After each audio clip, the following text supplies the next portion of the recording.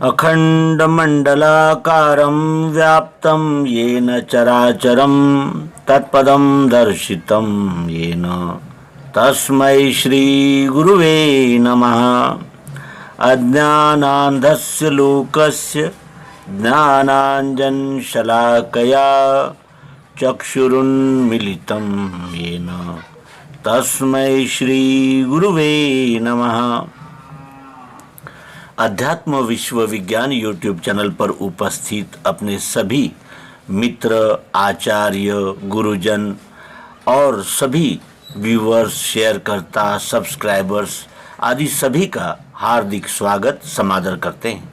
मित्रों, श्रीमद् भगवद गीतोपनिषद के निरूपण मालिका में ये 5वां अध्याय आत्म संयम योग निरूपण प्रस्तुत करते हैं।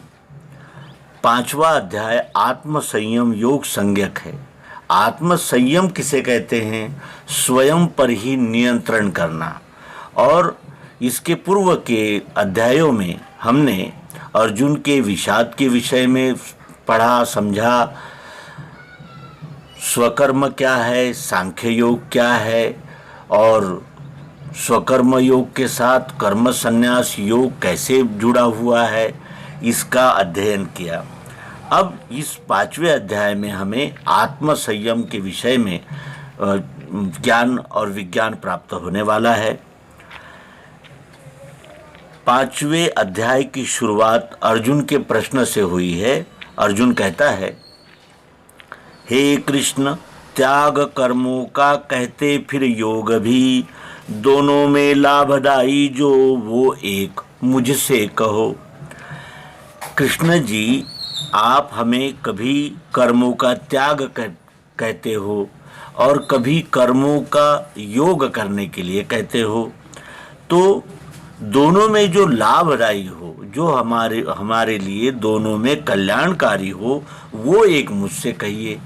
क्योंकि आप कभी कर्मयोग को प्रधान कहते हो, कभी ज्ञान योग को प्रधान कहते हो, तो इसमें मैं द्वैत में फंस जाता हूँ, द्वंद्व में फंस जाता हूँ कि किस मार्ग से चलूँ, ज्ञान मार्ग से चलूँ कि कर्म मार्ग से चलूँ। अब यहाँ से भगवान श्री कृष्ण जी अर्जुन का मार्गदर्शन कर रहे हैं। कहते हैं, कर्म योग कर्म त्याग दोनों में हित है भरा, इनमें कर्म का योग श्रेष्ठ है कर्म त्याग से। कर्म योग यानी आत्मदृष्टि से स्वकर्माचरण, जिसमें आत्मज्ञान और स्वभावज कर्म दोनों एक होते हैं। इसके लिए एक उदाहरण ऐसा देखेंगे कि कुछ कर्म त्यागने से ही लोक कल्याण होता है और कुछ कर्म करने से ही लोक कल्याण होता है। तो कर्मयोग कर्म त्याग दोनों में हित है बरा, लेकिन कर्मयोग और कर्म त्याग का न्याय यानी निर्णय कैसा करेंगे, तो उसके लिए वो कहते हैं कि इनमें कर्म का योग श्रेष्ठ है कर्म त्याग से। कर्म त्याग के निष्क्रिय होकर आलसी बनकर रहने से हमारा कोई भी कार्य नहीं हो सकता। न हम सफलता हासिल कर सकते हैं, न हम कर्म का आनंद प्राप्त कर सकते हैं। इसलिए दोनों में कर्म करना ही श्रेष्ठ है कर्म त्याग से। अब कर्म श्रेष्ठ है ये कहने पर उसका स्पष्टीकरण करते हुए वे कहते हैं कि जानो वो नित्य सन्यासी, राग द्वेष जिसे नहीं, निर्द्वंद्व वो महाबाहु, सुख से बंध से बचे। हे महाबाहु अर्जुन, जिसे कर्म को करने की आसक्ति रूप राग भी नहीं है और उनको हीन दृष्टि से देखते हुए त्याग वृत्ति रूप द्वेष भी नहीं है, जो यदृच्छा से प्राप्त गुणानुसार कर्म का आचरण करता है, ऐसे गुणातीत पुरुष को सदैव सच्चा सन्यासी कहना चाहिए, सन्यासी जानना चाहिए। वह गुणों के झगड़े बखेड़ों से असंग रहते हुए सुखपूर्वक कर्म बंधन से मुक्त हो जाता है। अब ये कर्म बंधन क्या है और 3 गुणों के यानी प्रकार क्या है, उनके कर्म करने की पद्धतियाँ क्या है। तो कर्म को बंधनदायक मानकर उनका स्वरूपतः स्थूल त्याग वृत्ति ये तमोगुण का लक्षण है। और आग्रह पूर्वक योग रहित यानी योग को त्याग करके जो कर्म भोग मान कर्मयोग मान कर्माचरण करना ये रजोगुणी वृत्ति का लक्षण है। तो फलेच्छा रहित योग युक्त अर्थात यानी पिंड ब्रह्मांड की एकात्मता तत्व दर्शन के द्वारा प्राप्त करके स्वकर्माचरण करना ये सात्विक वृत्ति का द्योतक है। तो इस प्रकार ये तीनों गुण हैं और गुणातीत पुरुष इन तीनों गुणों का साक्षी होने से इन तीनों से परे रहता है। उसमें स्वभाव गुणानुसार विज्ञानमय योग कर्म रहता है। इसलिए विज्ञान स्थिति के अखंड सुख में स्थित रहने वाला कर्म बंधन से छूट जाता है, ऐसा भगवान श्री कृष्ण जी कहते हैं। फिर वे कहते हैं कि ज्ञान कर्म पृथक माने अज्ञानी पंडित नहीं, यथार्थ एक करने से दोनों की फल प्राप्ति है। ज्ञान और कर्म ये अलग अलग मानते हैं, अज्ञानी पंडित नहीं मानते। क्यों? क्योंकि ज्ञान ये प्रकाश है और कर्म है उस प्रकाश के आधार से चलना। तो यदि प्रकाश ही होगा और हम चलेंगे नहीं तो भी कर्म नहीं होंगे, और केवल कर्म ही करेंगे और उसके साथ ज्ञान का प्रकाश नहीं होगा तो कर्म भी यथासांग व्यवस्थित पूर्ण नहीं हो सकते। इसीलिए यहाँ भगवान श्री कृष्ण जी कहते हैं कि ज्ञान कर्म पृथक माने अज्ञानी पंडित नहीं, यथार्थ एक करने से दोनों की फल प्राप्ति है। इन दोनों को एक करने से ही हमें ज्ञान की और कर्म की दोनों की यथार्थ उपलब्धि फल प्राप्ति हो जाती है। जो स्थान सांख्य योगी का वही है कर्म योग का, ज्ञान योग एक ही है देखे ये वह जागता। जो स्थान सांख्य योगी का है वही कर्म योग का है, ज्ञान योग एक ही है देखे ये वह जागता। इसका अर्थ यह है कि सांख्य योग क्या है, ज्ञान योग को सांख्य योग कहते हैं, और कर्म योग क्या है, कर्म करना है। जो स्थान सांख्य योगी का है, जो ज्ञान को जान लेता है, वही स्थान कर्म योगी का है, क्योंकि ज्ञान और योग ये एक ही है। जो ये जानता है वही जागता है, वही जागृत है। आंखें मूंदकर कर्म करने से या जिसे हम अज्ञान में रहकर कर्म करने से भी सफलता नहीं मिलेगी, और केवल ज्ञान को ही हृदयस्थ करेंगे और आलसी और अकर्म यानी कर्म रहित होने से भी हमें सफलता नहीं मिल सकती। इसीलिए समत्व योग दिव्य चक्षु द्वारा एक ही है ये जानने वाला अर्थात ज्ञान कर्म का साक्षी पुरुष सच्चा योगी है, और वही कर्म योगी कर्म संन्यास दोनों से अतीत आत्मनिश्चय से जागृत है, ऐसा भगवान श्री कृष्ण जी कहते हैं। अयोगी को महाबाहु संन्यास दुख से सदे, योग युक्त मुनि को ही ब्रह्म तत्काल है मिले। हे अर्जुन, जिन्होंने क्षर अक्षर के योग द्वारा अर्थात अनन्य योग का अभ्यास नहीं किया है, ऐसे अयोगी यानी योग रहित पुरुषों को व्यष्टि अहम भाव का संन्यास अर्थात त्याग दुख से साध्य होता है, क्योंकि योगानुभव रहित अपने अपने मानने के अनुसार अंधेरे में न तो व्यष्टि अहं का त्याग हो सकता है और न उसके रहते ब्रह्म स्थिति ही प्राप्त हो सकती है।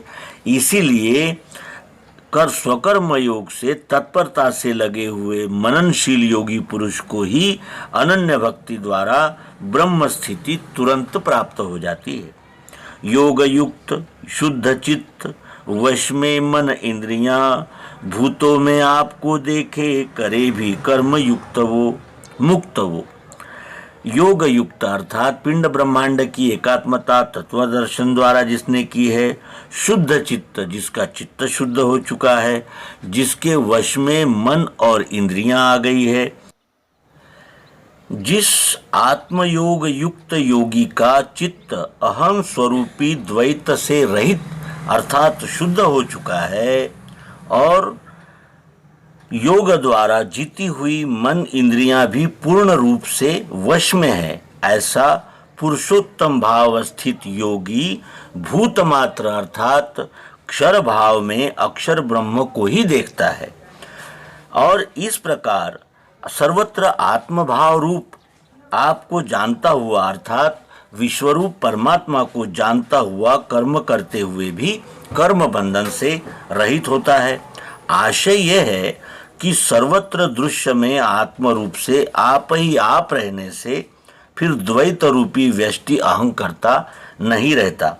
और इस प्रकार से आत्मयोग युक्त स्वकर्म योगी की कर्म बंधन से मुक्त होने की बात कहकर आगे के 2 श्लोकों में केवल ज्ञान निष्ठा का आधार लेने वाले ज्ञानी किस प्रकार कर्म करते हैं ये दिखलाते हैं।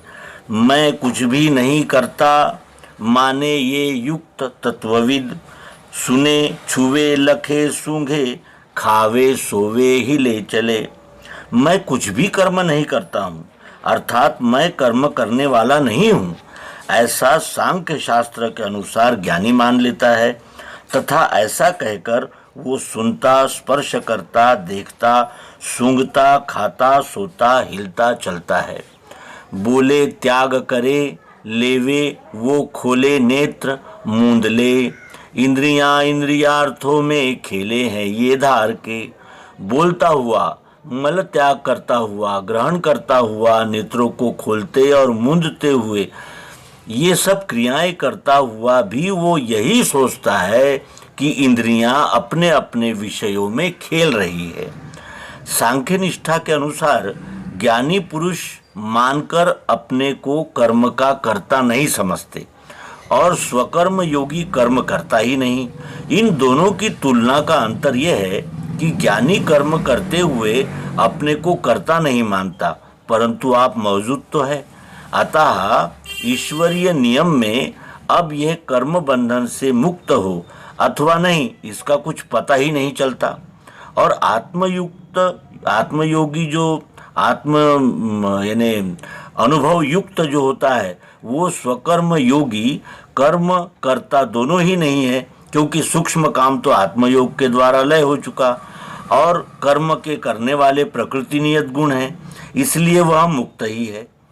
इस प्रकार से ये निर्णय ध्यान में बैठकर सब झंझट छोड़कर सरल सीधे भगवान के आत्मयोग युक्त स्वकर्म योग के सिद्धांत को ग्रहण करके गीताध्ययन करने वाले मुमुक्षु जिज्ञासु जनों में ये चतुरता होती है कि वो इन तीनों गुणों के साक्षी होकर कर्म करता है, जिससे उसको कर्म का लाभ भी मिलता है और ज्ञान सहित कर्म करने से उसके कर्म भी यथासांग व्यवस्थित पूर्ण होते हैं।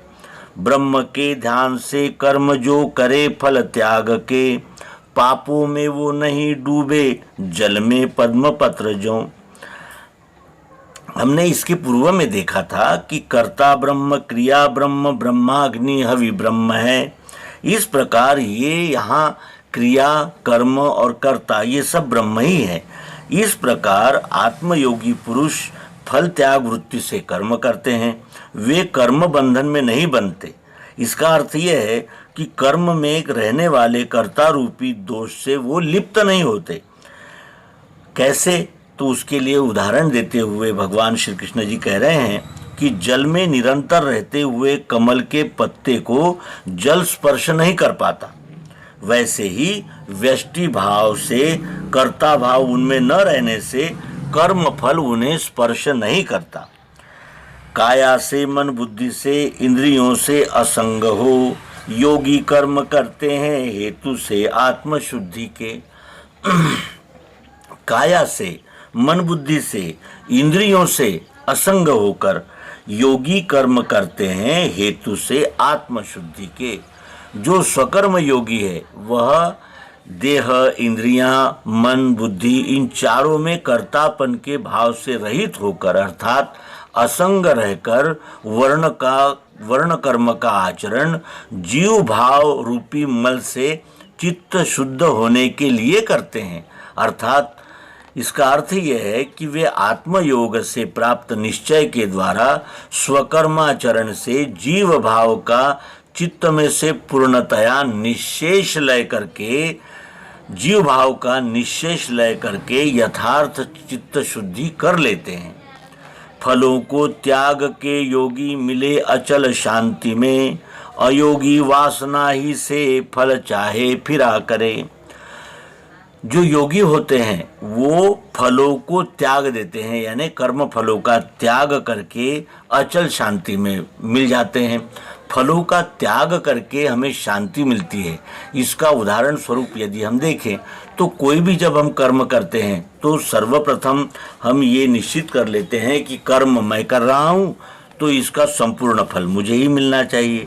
और जब हम फल की आशा से कोई कर्म करते हैं और जब वो फल समय पर और व्यवस्थित नहीं प्राप्त होता तो हम अशांत हो जाते हैं।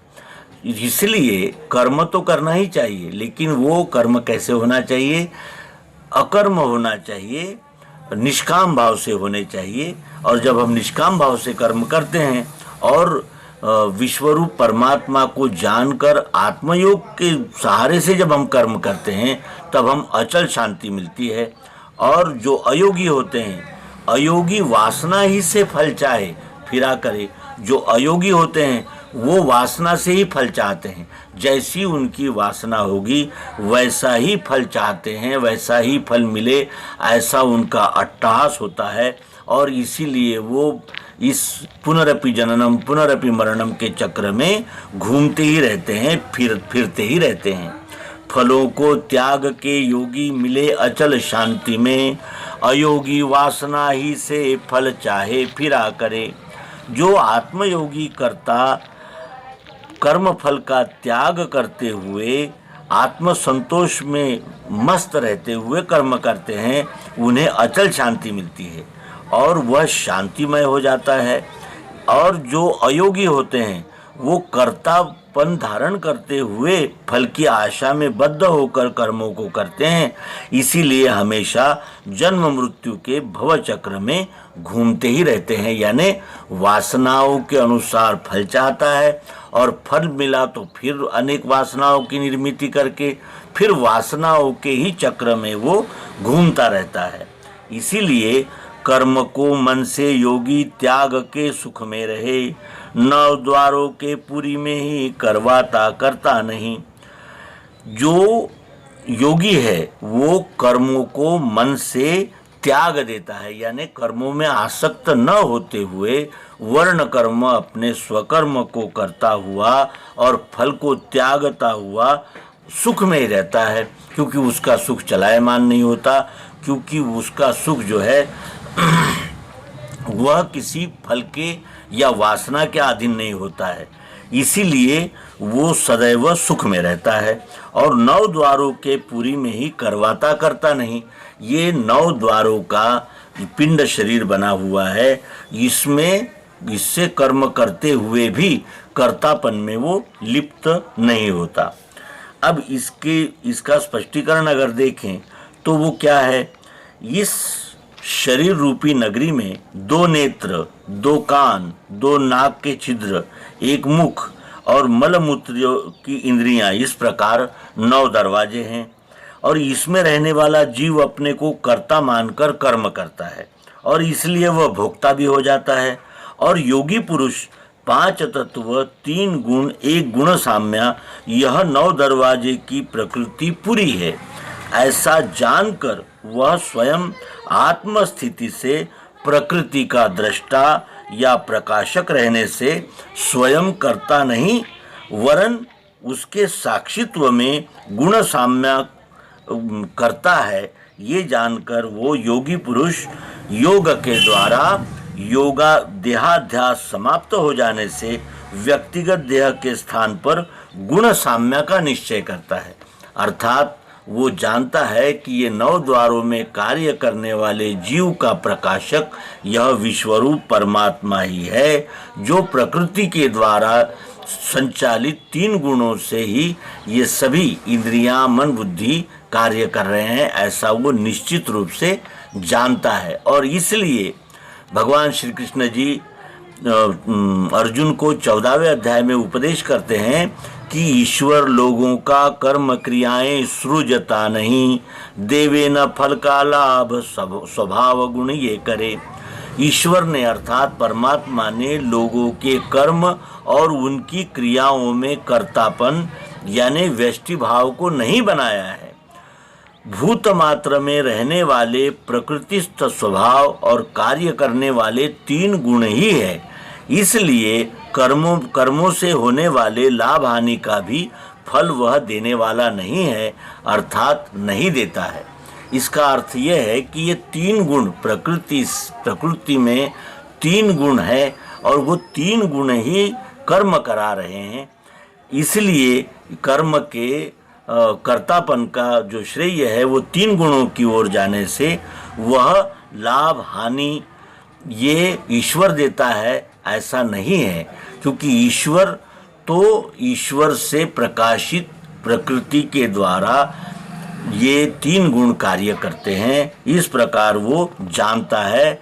और इसीलिए यहाँ भगवान श्री कृष्ण जी कहते हैं कि ईश्वर लोगों का कर्म क्रियाएं सृजता नहीं, यानी ईश्वर किसी को ये करो वो करो इस प्रकार नहीं कहता।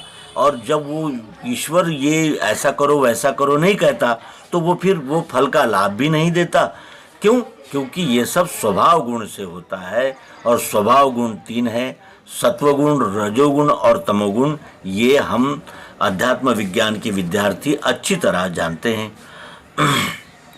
आगे भगवान श्री कृष्ण जी कहते हैं कि प्रभु आप नहीं धारे किसी के पाप पुण्य को, छिपा अज्ञान से ज्ञान उससे जीव है फंसे। ईश्वर कभी भी किसी के पाप पुण्य को धारण नहीं करता। क्यों? कि छिपा अज्ञान से ज्ञान उससे जीव है फंसे। ज्ञान यानी ये जो ज्ञान है वो अज्ञान से छिपा हुआ है और इसीलिए ये जीव फंसते हैं। ईश्वर किसी के भी पाप पुण्य को ग्रहण त्याग नहीं करता है, क्योंकि वो कुछ करता ही नहीं है, वो तो अकर्ता है। और इसलिए जीव स्वयं कर्ता बनकर अनेक विधि से कर्म करता है। उन पाप पुण्य रूप फलों का ईश्वर से कुछ भी संबंध नहीं है, क्योंकि वह स्वयं आप ही आप है और कुछ अन्य है ही नहीं। तब वह किसका और क्या कैसे ग्रहण करेगा? यही अनन्यता का भाव और जीव रूप अज्ञान है।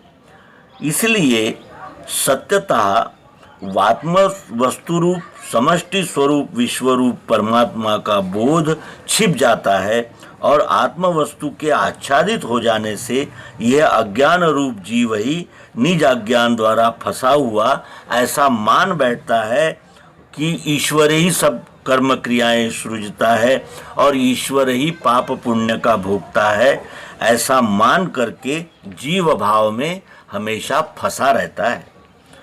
आगे भगवान श्री कृष्ण जी कहते हैं कि जिनका अज्ञान वो सारा मिटा है आत्मज्ञान से, उनका वो सूर्य सा ज्ञान प्रकाशे ब्रह्म रूप को।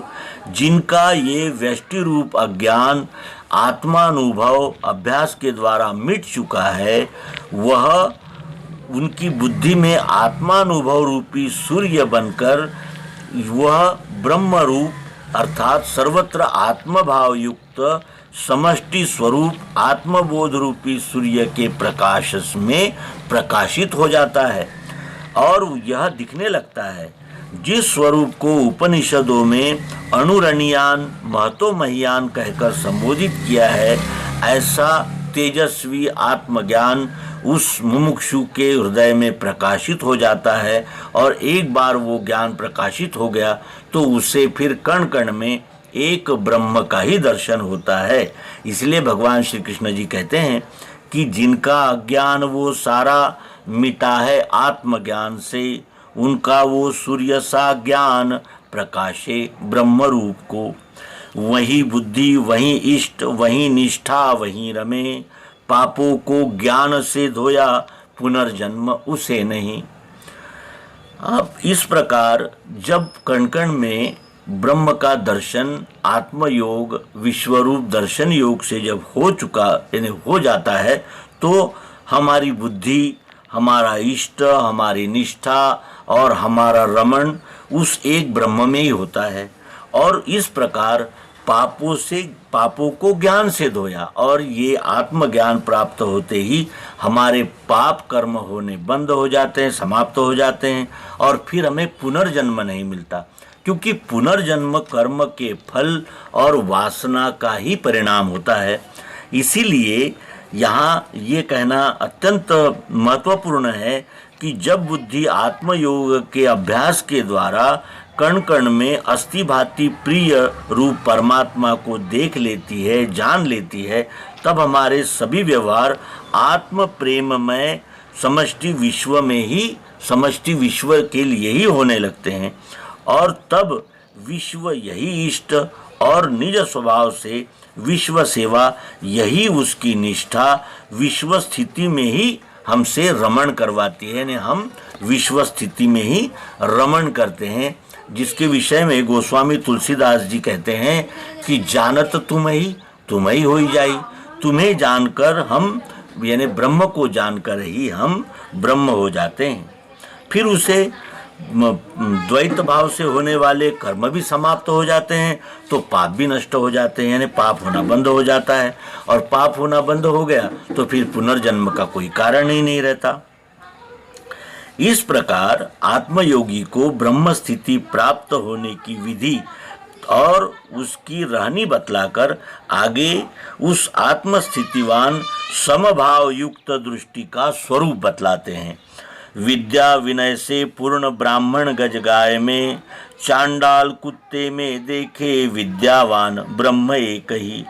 वो जो ज्ञान विज्ञान प्राप्त है वो ब्राह्मण हो जाता है। ब्राह्मण का अर्थ होता है ब्रह्म जानाति ब्राह्मणः, जो ब्रह्म को जान लेता है, सुन लेता है, मान लेता है नहीं, जो आत्मयोग के द्वारा इस ब्रह्म भाव को जान लेता है उसे ब्राह्मण कहते हैं। और वो ब्राह्मण जो है वो विद्या विनय से पूर्ण होता है, और जो विद्या विनय से पूर्ण ज्ञानवान ज्ञानी होता है वो गज में, यानी हाथी में, गाय में, चांडाल में, कुत्ते में, सब में वो विद्यावान एक ही ब्रह्म को देखता है। ऐसा भगवान श्री कृष्ण जी कहते हैं। जो आत्मानुभव में स्थित हो गया है और उनका ये अनुभव है कि विद्या विनय से पूर्ण ब्राह्मण गज गाय में, चांडाल कुत्ते में देखे विद्यावान ब्रह्म एक ही, वो आत्मविद दिव्य चक्षु का अपरोक्षानुभवी साक्षात्कारवान व्यक्ति विद्या और नम्रता संपन्न ब्राह्मण में, हाथी में, गाय में, चांडाल में, कुत्ते में, सब में एक ही ब्रह्म अर्थात एक ही आत्म तत्व सर्वत्र समदृष्टि से समभाव युक्त है, व्याप्त है, ऐसा देखता है। और ऐसा देखकर फिर वो कैसा उसके आगे की गति होती है, तो श्री कृष्ण जी कहते हैं कि छूटे वे जन्म मृत्यु से यही शांति जिन्हें मिली, निर्दोष सम है ब्रह्म इससे ब्रह्म में रहे। इसके आत्मानुभव में स्थिर हो जाने से फिर वो ब्रह्म जन्म मृत्यु से छूट जाता है। और जन्म मृत्यु से कब छूटता है? जब उसे शांति मिलती है। शांति कब मिलती है? जब उसका द्वैत निकल जाता है। द्वैत कब निकलता है? जब वो कण कण ही परमात्मा है, ऐसा सद्गुरु योग युक्ति के द्वारा जान लेता है। और तब उसके ये ध्यान में आता है कि वो ब्रह्म जो है वो सर्वत्र समान है, निर्दोष है, और इसीलिए वो ब्रह्म में ही, यानी उसका लय रहता है, वो ब्रह्म में ही रहता है, क्योंकि वो ब्रह्म रूप ही हो चुका होता है। मृत्यु लोक में देह रहते ही जिन्होंने अपरोक्ष आत्मानुभव द्वारा सभी में सर्वत्र अभंग ब्रह्म स्थिति से अचल शांति प्राप्त कर ली है, वो जन्म मृत्यु से रहित होते हैं। और उनकी बुद्धि अभेद भाव में स्थित रहने से वे ब्रह्ममय ही हो जाते हैं, क्योंकि उनका व्यष्टि विकारों से कुछ भी संबंध नहीं रहने से संपूर्ण दोषों से रहित निर्दोष ब्रह्म में ही वो सदैव स्थित रहते हैं। न सुख प्रिय प्राप्ति में, चिंता अप्राप्ति में नहीं, स्थिर अधि मूढ़ता त्यागी, निश्चयी ब्रह्मज्ञानी को उसे प्रिय, अगर उसे प्रिय मिलता है तो भी उसे सुख नहीं होता, उसे अप्राप्ति होती है तो भी उसको चिंता नहीं होती।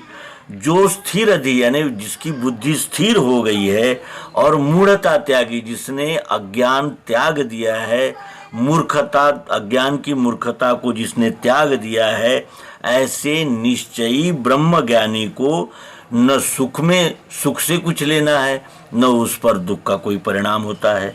जो देह से संबंधित प्रिय वस्तु की प्राप्ति में सुख नहीं समझता और उन प्रिय वस्तुओं के प्राप्त न होने पर चिंता या विषाद नहीं करता, ऐसे आत्मस्थित बुद्धिमान द्वैत भावना से होने वाले सभी प्रकार के संशयों से रहित अचल वस्तु प्राप्त करने वाला निश्चयी और ब्रह्मवेत्ता है। जो ब्रह्म को जानता है वो ब्रह्म ही हो जाता है।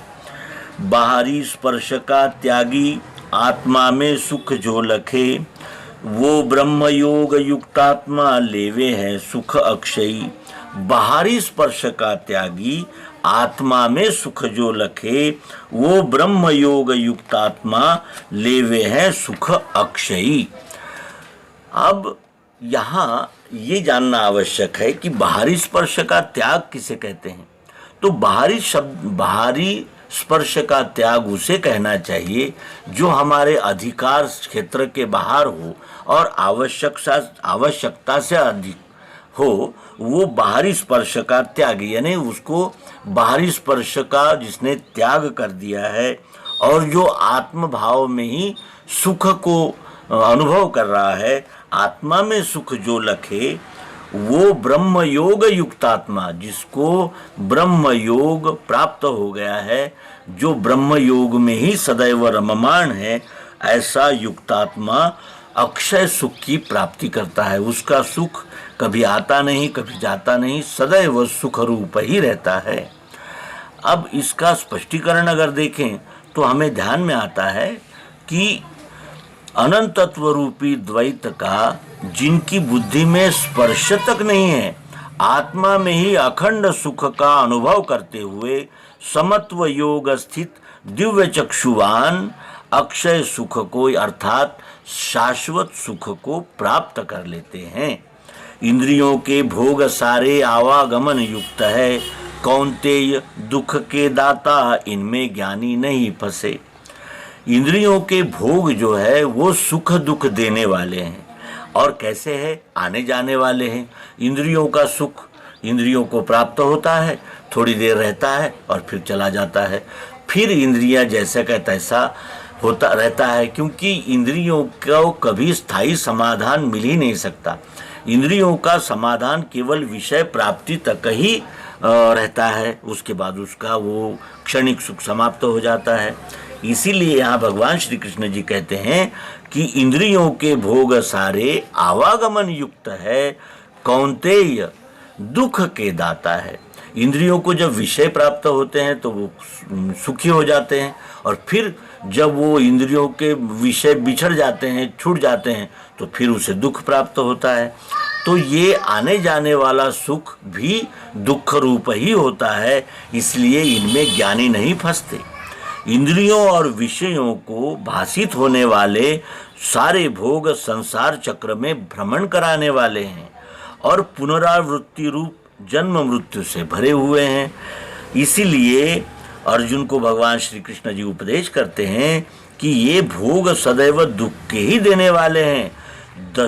दसों इंद्रियों के विषयों में मन द्वारा होने वाले कर्मों से प्राप्त भोग क्षर गति में बहने वाले क्षणिक ही है और अज्ञानावस्था में जो भोग सुखरूप भासते हैं वे भी दुख के ही कारण बनते हैं।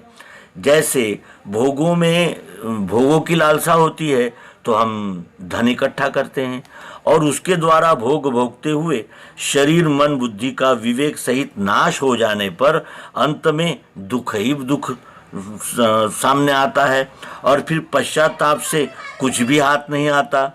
इसीलिए इस भोग दुर्लभ मनुष्य शरीर के परम पुरुषार्थ को अर्थात परमात्मा प्राप्ति को विमुख नहीं होना चाहिए और परमात्मा प्राप्ति ये सद्गुरु द्वारा सर्वांग योग युक्ति से ही होती है, ऐसा जानकर विवेकवान ज्ञानी पुरुष इनमें नहीं फंसता है। इसलिए उसका मन जो है वो भोगों में लिप्त न होकर सदैव मनन युक्त ही रहता है, यानी वो सुख दुखों के झोल में न पड़ते हुए वो ये अच्छी तरह जानता है कि इंद्रियों के भोग सारे आवागमन युक्त है। कौन्तेय दुख के दाता इनमें ज्ञानी नहीं फंसे।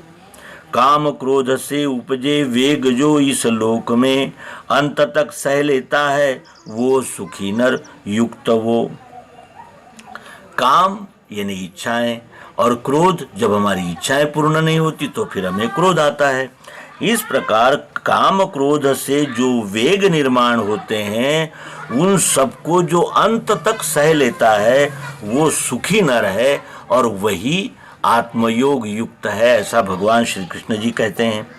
क्योंकि व्यष्टि अहंकार रूप काम और उससे उत्पन्न होने वाले अनेक प्रकार के शरीर सुखेच्छाओं की पूर्ति के लिए काम द्वारा मन में उठने वाले संकल्प विकल्पों के जो प्रवाह है, जो वेग है, उनको जो अंत तक सह लेता है, इसका मतलब इनके प्राप्ति में और इनके अप्राप्ति में जो उद्विग्न नहीं होता है और जो उद्विग्नता से क्रोध को उत्पन्न नहीं होने देता है, क्रोध की अवस्था से उत्तेजित नहीं होता है, जो मन के संकल्प विकल्प है उनके वेगों को वो धीरता पूर्वक सह लेता है, वो सदैव सुखी रहता है, वही आत्मयोग युक्त है। अर्जुन, इस प्रकार भगवान श्री कृष्ण जी अर्जुन का मार्गदर्शन करते हैं और वो कहते हैं कि जो इन वेगों को सहन कर लेता है वही नर सुखी और योगारूढ़ है, ऐसा जानना चाहिए। जो आत्मा में सुखी तृप्त हिये जिसके प्रकाश है वह योगी ब्रह्मनिष्ठा का ब्रह्म निर्वाण में मिले। जो आत्मा में ही सुखी है, तृप्त है, जिसके हृदय में ज्ञान का प्रकाश है, वो योगी यानी आत्मयोग को प्राप्त किया हुआ व्यक्ति ब्रह्मनिष्ठा का यानी उसमें ब्रह्म के प्रति, विश्वरूप परमात्मा के प्रति निष्ठा होती है, वह ब्रह्म निर्वाण में ही मिल जाता है। जो निश्चयी पुरुष आत्मा में ही सुखी और आत्मा में ही पूर्ण तृप्ति का अर्थात संतोष का अनुभव करता है, जिसके हृदय में उसी आत्म तत्व का प्रकाश है, ऐसा वह योगाभ्यास करने वाला आत्मयोगी, ब्रह्म में निष्ठा रखने वाला सदैव यानी हमेशा ब्रह्म निर्वाण में अर्थात ब्रह्म स्थिति में रहता है या ब्रह्म स्थिति में ही मिलता है, क्योंकि जो जहाँ रहता है उसी में उसका लय होता है। तो इसी बात को स्पष्ट करते हुए आगे भगवान श्री कृष्ण जी कहते हैं कि धोए पाप मिटा द्वैत विश्व कल्याण में रहे, ऋषि आत्मजयी ऐसे ब्रह्म निर्वाण में मिले। धोए पाप मिटा द्वैत विश्व कल्याण में रहे, ऋषि आत्मजयी ऐसे ब्रह्म निर्वाण में मिले। जिनके आत्मयोगाभ्यास द्वारा सभी पाप धुल चुके हैं और वासना रहित द्वैत पूर्णतया समाप्त हो गया है, द्वैत समाप्ति के पश्चात जिस प्रकार वृक्षों का फल देना यही स्वभाव है, उसी प्रकार जो आत्म प्रेम युक्त स्वभाव से हमेशा भूत मात्र के कल्याण में ही तत्परता से रत रहते हैं, यानी भूत मात्र का कल्याण करना ही जिनका लक्ष्य होता है, वो आत्मजयी अर्थात वासना को जीतने वाले ही आत्मस्थिति को प्राप्त होते हैं। इतना महत्वपूर्ण मार्गदर्शन करने वाला ये आत्म संयम नामक अध्याय हमने अवश्य ही हृदयस्थ करना चाहिए, क्योंकि इसमें हमें संपूर्ण कल्याण का मार्गदर्शन हो रहा है कि धोए पाप मिटा द्वैत विश्व कल्याण में रहे, ऋषि आत्मजयी ऐसे ब्रह्म निर्वाण में मिले। काम क्रोध नहीं जिनमें काम क्रोध नहीं होते, काम क्रोध नहीं जिनमें आत्मवेत्ता मनोजयी, वे योगी देह के होते मरे पे ब्रह्म रूप है। जिनमें काम यानी वासनाएं, इच्छाएं नहीं होते, यानी काम क्रोध से रहित मन को आत्म योगाभ्यास से जीतकर जो आत्म तत्व जानने वाले अर्थात आत्म साक्षात्कारवान पुरुष देह में रहते हुए भी और देह समाप्त होने पर भी दोनों अवस्था में ब्रह्म रूप ही है। वो जीते जागते ब्रह्म है, क्योंकि उनके सभी कर्म विश्व कल्याण के लिए ही होते हैं। जिनकी मन, बुद्धि, इंद्रियां सदैव विश्व कल्याण का ही चिंतन करते रहते हैं और विश्व कल्याण के लिए ही उनके सभी कर्म होते हैं, और ऐसे आत्मजयी ब्रह्म निर्वाण में ही मिलते हैं।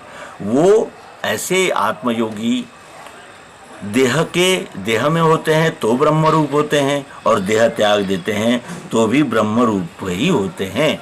विषयों को बाहरी त्यागे, दृष्टि भ्रुकुटी में धरे, नाक में फिरने वाले प्राणापान सम करे। अब इसमें कुछ योगाभ्यास यानी जो पातंजल योग है उसके विषय में मार्गदर्शन है, ऐसा हम सब लोग अज्ञानवश मानते हैं।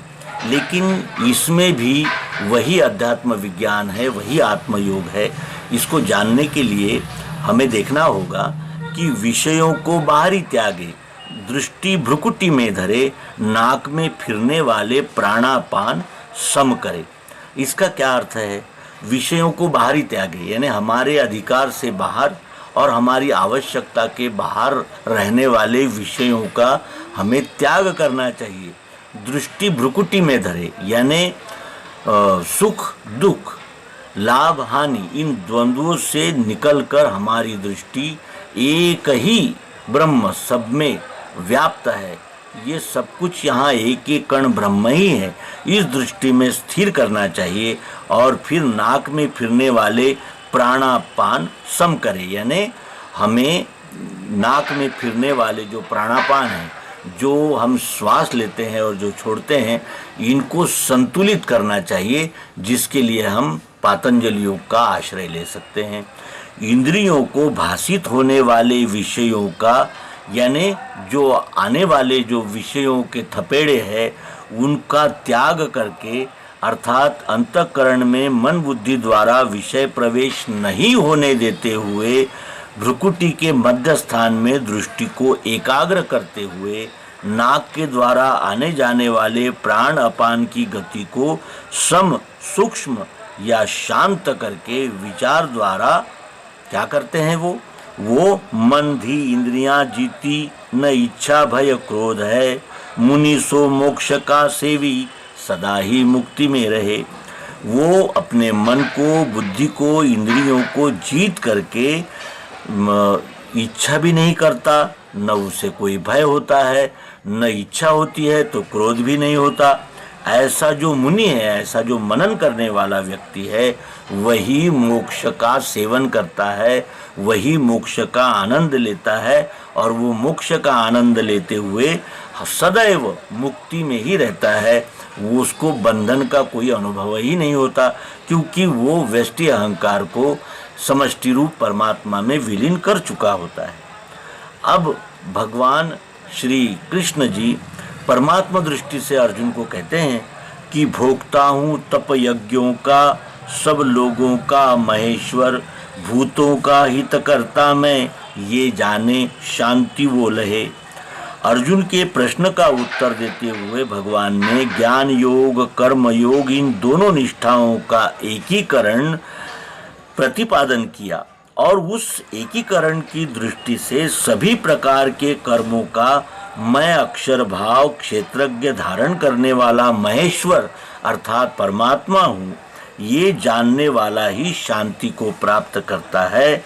और फिर जब ऐसा हम जान लेते हैं कि ईश्वर ही सभी यानी कर्म करता है, भोक्ता भी ईश्वर ही है, कर्ता भी ईश्वर ही है, और कर्म का फल भी ईश्वर ही, इस प्रकार जब हम जान लेते हैं तब उस यानी इस अनुभव तक हम पहुँचते हैं कि जीवकृत तप और यज्ञादि कर्मों का भोगने वाला, सब लोगों को धारण करने वाला महेश्वर यानी इस विश्व का चालक, भूत मात्र का कल्याण करने वाला वो सर्वेश्वर ईश्वर अक्षर है, ऐसा क्षेत्रज्ञ चापि माम विद्धि, ऐसा क्षेत्रज्ञ आत्मा ही है। इस प्रकार तत्वतः जानने वाला ही अचल शांति को प्राप्त कर लेता है। भोक्ता हूँ तप यज्ञों का, सब लोगों का महेश्वर, भूतों का हित करता मैं, ये जाने शांति वो लहे। वो जानता है कि इन भूतों का हित करता यह विश्वरूप परमात्मा ही है, ये जानता है, वो शांति को प्राप्त कर लेता है। अब भगवान श्री मायानंद जी चैतन्य इस अध्याय का उपसंहार करते हुए कहते हैं कि बोला अर्जुन, कर्म त्याग करना कल्याणदायी कहा, गाते हो अब धर्म कर्म करना है लाभदाता यहाँ, दोनों में सत एक जो वह कहो, श्री कृष्ण जी ये कहें, मैं करता निज कर्म का यह त्यजे, सो सत्य संन्यास है। मैं करता निज कर्म का यह त्यजे, सो सत्य संन्यास है। संन्यास की इतनी सटीक और मार्मिक और जिसे कहते हैं आशय घन व्याख्या है कि मैं करता निज कर्म का यह त्यजे, सो सत्य संन्यास है। और इस प्रकार का संन्यास प्राप्त करने के लिए उस कण कण में व्याप्त या कण कण ही परमात्मा है, ये यानी प्रत्यक्ष यथार्थ दर्शन करने वाली सर्वांग योग युक्ति आत्मयोग को प्राप्त करना ही हमारा सर्वप्रथम कर्तव्य होता है। इस प्रकार यहाँ ब्रह्म विद्यांतर्गत विज्ञान योग शास्त्र विषयक श्री कृष्णार्जुन संवाद रूप श्रीमद् भगवद गीतोपनिषद का संन्यास संज्ञक अध्याय 5वां संपूर्ण होता है। मित्रों, हम क्रमशः श्रीमद् भगवद गीतोपनिषद का निरूपण प्राप्त कर रहे हैं, अध्ययन कर रहे हैं, श्रीमद् भगवद गीता को आत्मसात कर रहे हैं, हृदयस्थ कर रहे हैं। और इस ज्ञान यज्ञ में आप सभी का हार्दिक स्वागत है। आप सभी इस ज्ञान यज्ञ में हम सब कल्याण मार्ग की ओर सदैव कदम कदम आगे बढ़ते रहेंगे। इसी सत्य संकल्प को धारण करते हुए यहाँ इस अंक को विराम देंगे। नर्मदे हर सद्गुरु भगवान की जय, विश्वरूप परमात्मा की जय। ओम शांति शांति शांति।